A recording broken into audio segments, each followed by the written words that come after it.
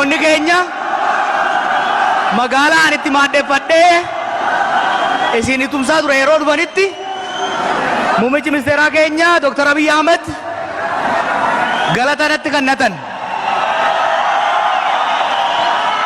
Qotusullee osoo hin ta'ee jiru xiqqoo qaamaan waan irra yabbuu ta'eef dursa waan naa kennaniif ani immoo har'a hangafni keenya pirezidantiin keenya obbo Lammaa Magarsaa na dura osoo dubbatiin dubbadhu jechuudhaan idaa Abiy Ahmed na bira kaayate isaatti dabarsuun barbaada. President Lammaa Magarsaa eega waliin dhaggeeffanne boodan walitti deebi'a. President Lammaa gamana nuu dhiyaadhu.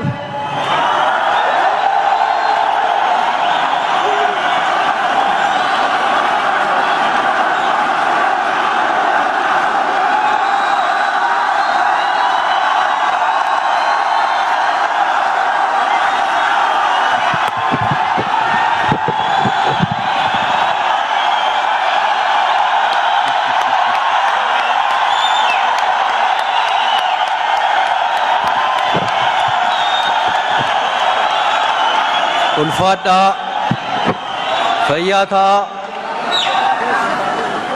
ilmaan Oromoo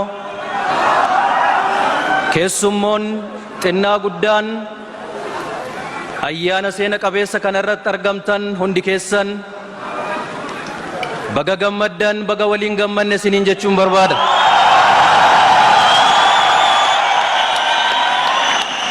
Akkasumas ilmaan Oromoo qabsoo saba keessaniif jecha biyya keessanii baatanii bara dheeraadhaaf biyya hambaa turtan baga guyyaa har'aa biyya abbaa keessanitti deebitan jechuun hin barbaada.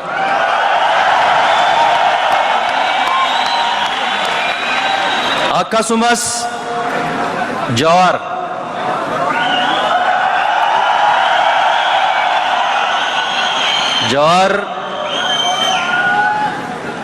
Directora OMN qofa otoo hin ta'in ilma Oromoo qabsaa'aa Oromoo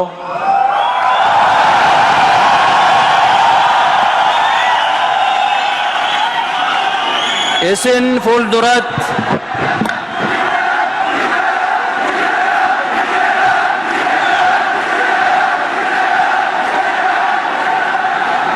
ganaa baay'ee daballa.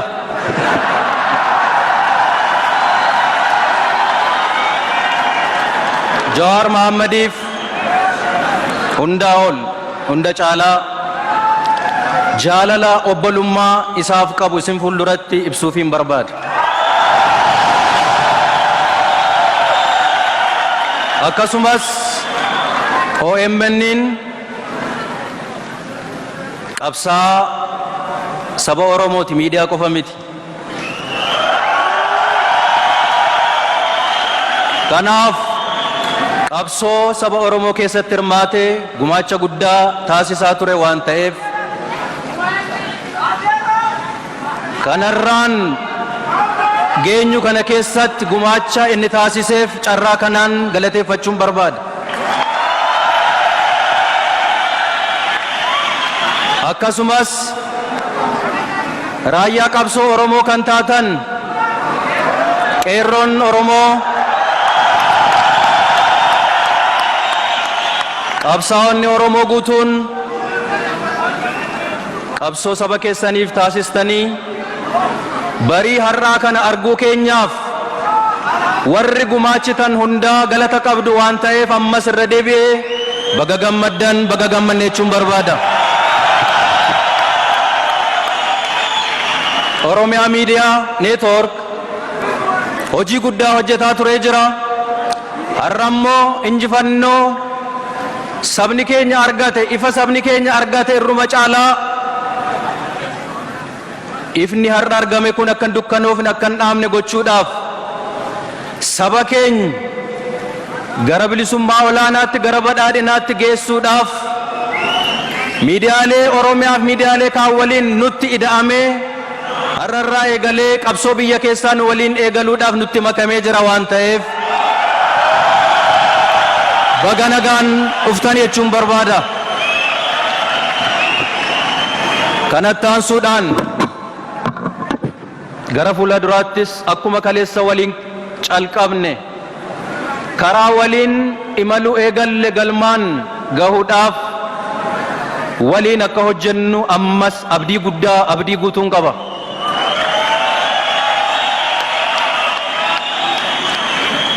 Kanatti aansuudhaan carraa kanatti gargaarame keessumaa qeerroof qarreen Oromoo raayyaa saba keessanii taatanii raayyaa qabsoo Oromoo taatanii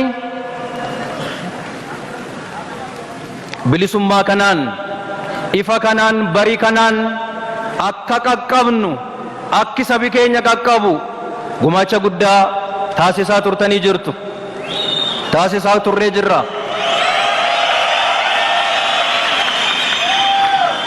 Injifannoo argachuun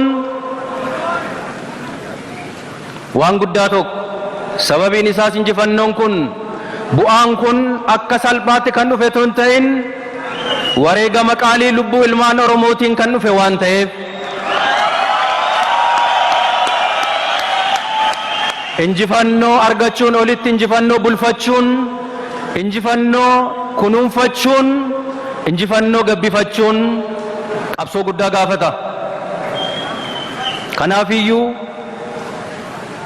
qeerroon raayyaa saba Oromoo dhaamsi guddaan har'a isinii dhaamu kalees gabrummaa jibbuudhaan nuti cancala nutti liugamamee ture afaan keenya keessaa baasuudhaaf diddaadhaan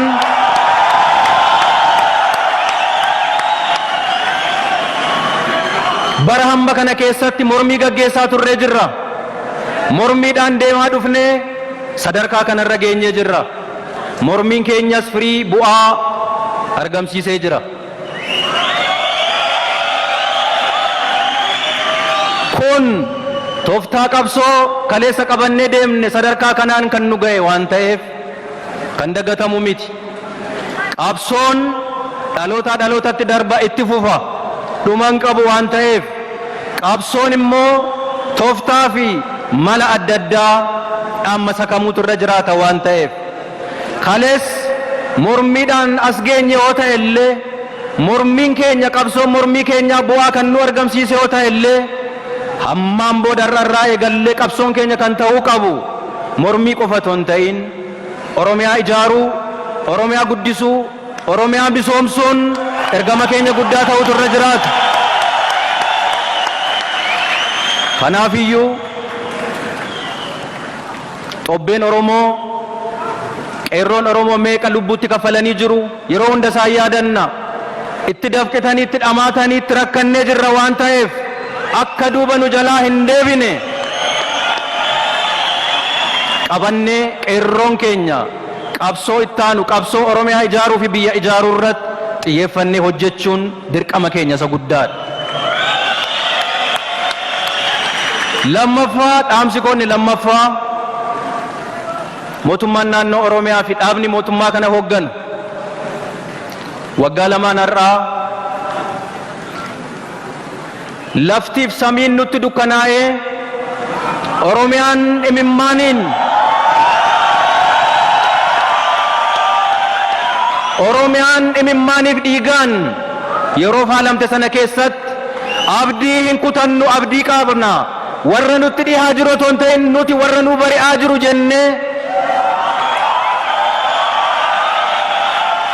waadaa walii galle. Waadaan keenya lafan buune dhugumaan warra nutti dukkanaa'aa jiru otoo hin ta'in warra nu ifaa jiru warra barii barraaqatti bahaa jiru har'allee olaalle. Kanaaf siyaasa biyya keenyaa keessatti siyaasni biyya keenyaa summii ta'e ilmaan Oromoo qabsaa'ota Oromoo hedduu nyaatee jira, gatii kaffalchiisee jira. Nuti ilmaan Oromoo seenaa siyaasaa aadaa siyaasa biyya keenyaa geeddaruun nurra jiraata jennee ummata keenyaaf akkuma waadaa galle hooggantoonni mootummaa naannoo Oromiyaa Oromoo bittinnaa'ee fi Oromoo faca'e walitti qabuun dirqama keenya jennee akkuma waadaa galle walitti qabaa jirra. Saba Oromoo qofa otoo hin ta'in jaarmiyaalee siyaasaa Oromoo hunda, hayyoota Oromoo hunda walitti qabaa jirra, tokkoomsaa jirra.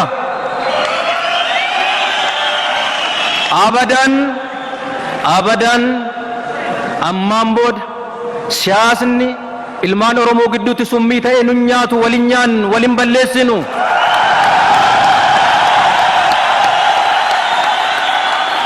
Abadan biyya keenya keessatti siyaasni summii ta'ee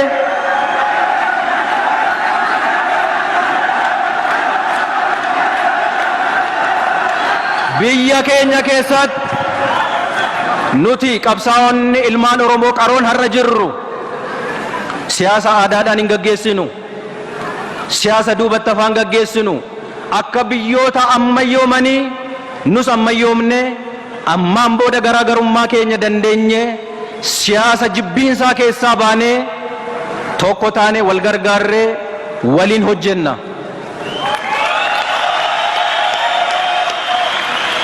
Kanaaf nuti ummata kana fuuldura buunee warri qabsoo kana hoogganaa jirru waadaa keenya kaleessaan nyaannu Oromoo tokkoomsina, jaarmiyaalee Oromoo, siyaasa Oromoo tokkoomsina, ilmaan Oromoo tokkoomsina.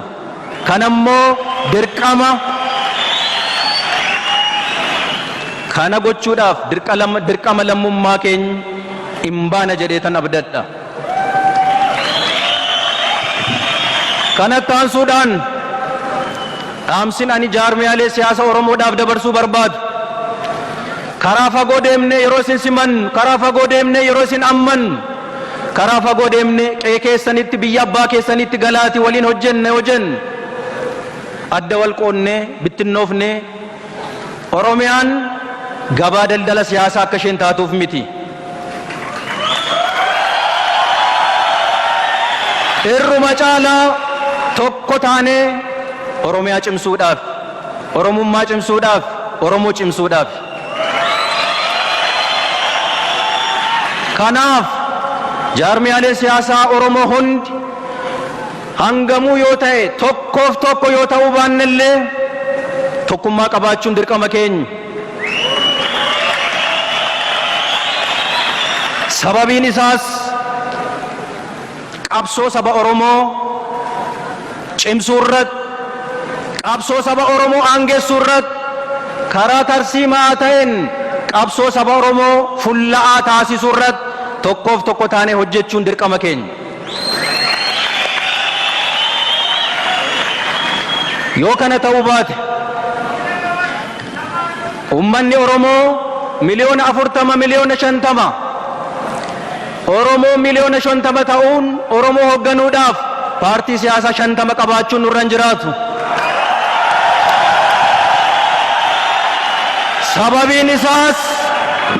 Sababiin isaas Oromootu miliyoona 50 malee saba tokko Oromoodhannis waan ta'eef gar tokkotti dhufnee humna cimaa bu'uura ta'u wal gargaaree qabsoo kana utubee ammaan booda bilisummaan arganne duubatti akka hin deebine taasisne hojjechuunii fi waan hojjennu hundaarratti itti gaafatamummaa olaanaaf of eeggannoo guddaadhaan hojjechuun dirqama keenyadha. Sababiin isaas har'a walitti qabamuun keenya injifannoo tokko ta'e illee haalli keessa jirru nu hubachuu dadhabnee adda facaan adda baane yoo taane sagal taatee baddee saglanuu wal baddee akkan taane kana bishinaan hubachuun dirqama hooggantoota siyaasa Oromooti jedhee tan yaada. Sababiin isaas maaliif waa'ee tokkummaa hawwina? Maaliif waa'ee tokkummaa lallabna? Rakkoon keenya guddaan, dhukkubni keenya guddaan, summii guddaan gabrummaadhaaf nu saaxile isa waan ta'eedhaafi.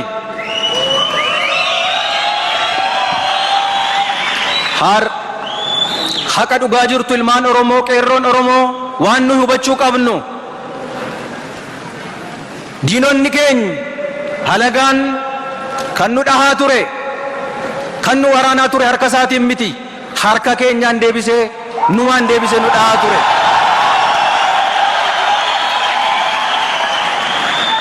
Abadan ammaan booda harka keenyaan deebisnee of hin dhoofnu.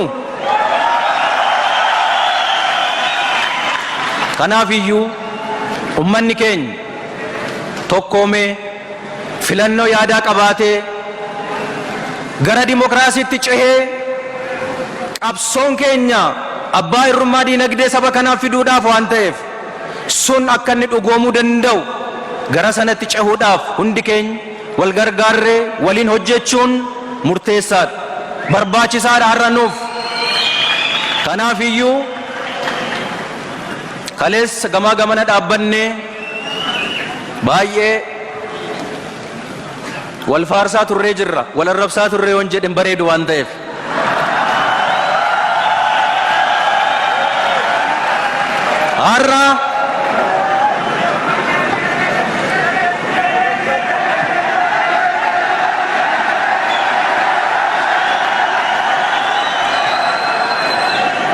Har'a waliin gaarreeffannu. Nuti doofa miti, nuti jaamaa miti, nuti wallaalaa miti, warra nu galeeru, warra waa hunda beeknu. Kana ni dhama'aa jiru saba Oromoofi, kan Jawaar dhama'aa jiru saba Oromoofi. Kana baruun dirqama, kana baruun hayyummaadha, kana baruun, kana beekuun qaroomina. Qaroomina kanaan qabsoo keenya karaa tarsiimaa ta'een wal gargaarree wal deeggarree dargaggoonni Oromoo nuti fuuldura keessan jirru obboleessa keenya Jawaar dabalatee kaan dabalannee qabsoon ummata keenya duraan dursinee qabsoon tokkummaan saba Oromoo ija godhachuu jalqabde kun akka isheen hin dhaamne waardiyyaa taanee dhaabbannee eeguu. Lammaffaa qabsoon keenya qabsoo torban tokko, qabsoo ji'a tokko, cidha yeroo tokko miti, karaa dheeraa qabna. Karaa kanarratti gufannee dadhabnee akka hin dhaabbanne bishinaan wal hubannaadhaan beekumsaan wal gargaarree tarsiimoo cimaa qabannee wal gargaarree hojjechuun barbaachisaadha waan ta'eef qeerroon Oromoo hundi keenya, dargaggoonni Oromoo hundi keenya, qabsaa'onni Oromoo walumaa gala raayyaan qabsoo Oromoo keessa jirru hundi keenya wal qabannee wal dhaggeeffachaa wal hubachaa bishinaan qabsoo asiin geenye kana fuulduratti fuunee adeemnuun jedha. Ulfaadhaa, fayyaa ta'a.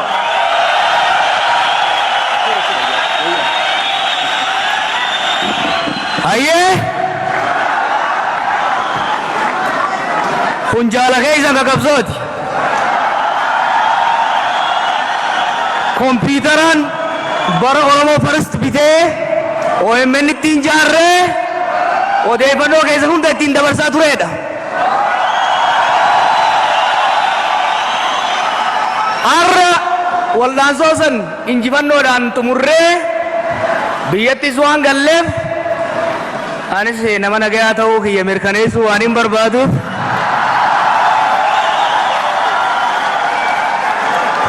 taankii kiyya kana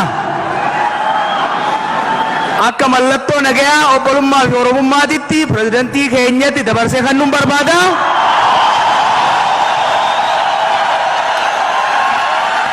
Akka inni na waakkanne immoo abbaan gadaa dhufee narraa fuudhee akka kennuuf hin gaafadha. Abbaa gadaa Bayyanaa Hootti.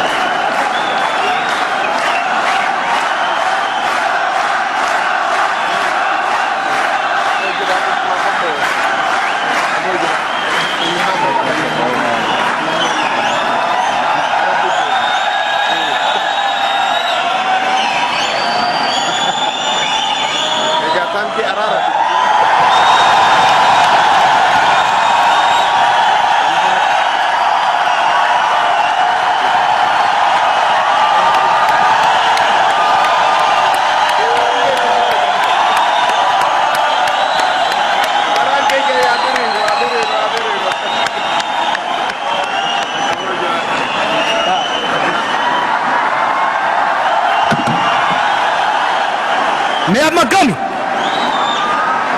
Kompiitarri kunis muuziyeemii ijaarrattanii keessa akka kaa'attanii abdii qaba.